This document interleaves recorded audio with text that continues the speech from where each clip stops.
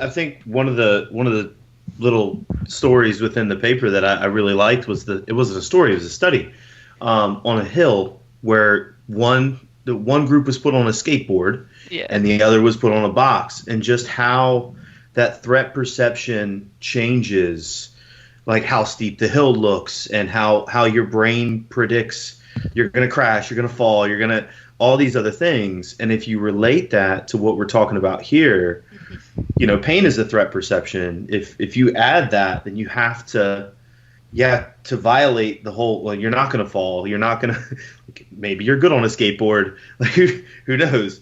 Right.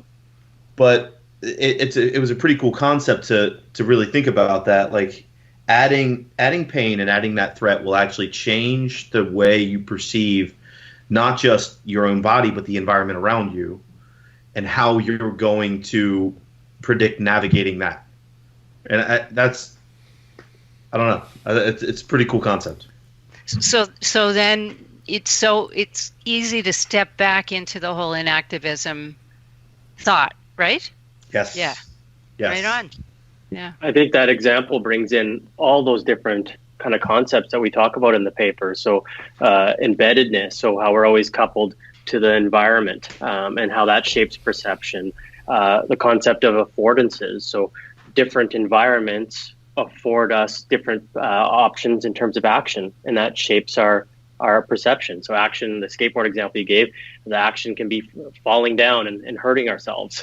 And those affordances are based on the types of bodies we have, which brings in the other E, the embodiment, right? So a common example that you see in the philosophy literature is a chair, for example, affords a human like me, like us, with knees that bend a certain way, it affords us sitting, where it doesn't afford another creature that aren't shaped like us, a snake or some other creature. A chair doesn't afford them sitting in the way that it affords us. So I think clinical application is how can we give people other types of affordances and constraints to shape perception in a positive way. And we bring in also the concept of culture, just to really, if it doesn't get messy enough, how that actually shapes perception as well. And goes into what Katherine talked about, predictive processing, how people go, oh, well, why do people get stuck in this rut? Why do they have this certain model of the world? And part of what we say in the paper is, it's using the example of back pain, is that there's this culture saying that the back is fragile, that it's easy to damage, it's easy to harm. You have to be careful lifting after you initially hurt your back. And that just reinforces that model, right? And the goal of a clinician would be empowerment through graded exposure or other techniques to update that person's model, a different model of the world. Well, and that ties right back into the emotive portion of it. Mm-hmm. Yep. There you are. Yeah, there you are. What if you're comfortable on a skateboard? That's a different perception than the group who's never ridden a skateboard in their life, plus they're in pain. It's just like there's layers to this. So right. Katherine, your succinct explanation there of predictive processing is so incredibly powerful, and the two very simple examples that you gave change something.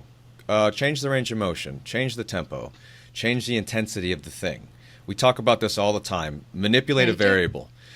But it's so simple, I think, that we ignore it because of the simplicity. Or students, for example, we're looking for complexity before we're grabbing at the low-hanging fruit. And we'll give these suggestions. Well, you just try going lighter? And, well, yeah, but, what do I do? What else do I do? It's like, no. So I think it's it's our responsibility as educators to explain how powerful something like that is, the reason behind why you would change a constraint that way, so that it affords them a different perception. So we allow them that opportunity for success, which is the definition of an affordance, if we look at James Gibson's earlier work. So I just that really resonates with me. And I think you point out the challenge also. I mean, I have a challenge of speaking to our students about some of the things I'm interested in, because they are looking for their role in the world. They've got their eye on the prize, which is graduation practice, right? And the nuance that we're talking about here is not that it's missed on them, because I see that you have some students that are really hungry for that. But it's our job to make it interesting to them so that they can grab it. And I think your point's so right, that we have the appearance sometimes of doing things that are simple, and that's a bit of the magician of rehab, but if we can arm them with a bit more sophisticated understanding, and they can then intentionally pick the thing that's going to make the difference, then that will give them the feeling of self-efficacy, right? And confidence and pride in what they do, and interest in what they do. Well, in addition, or part and parcel with that sophistication is the ability to express that succinctly again to the people they're working with, because exactly, going back to the culture piece, these explanations, dichotomous explanations have been around for so long, and now when we have real people in the clinic, if we're attempting to try to explain their experience of pain in a way that doesn't match up with their expectations, they want to be told the thing that they need to do to not be in pain. We're trying to say maybe it's not that simple. Patients might just get frustrated and think that we don't really know what we're doing or what we're talking about. So that's also part of the challenge in equipping students or clinicians in general with the understanding and the recognition as to why this is worthwhile, but then also being able to equip them to communicate that effectively to the people that they're actually in the trenches with. 100%. Yep. You just blew my mind with the self-efficacy for the clinician.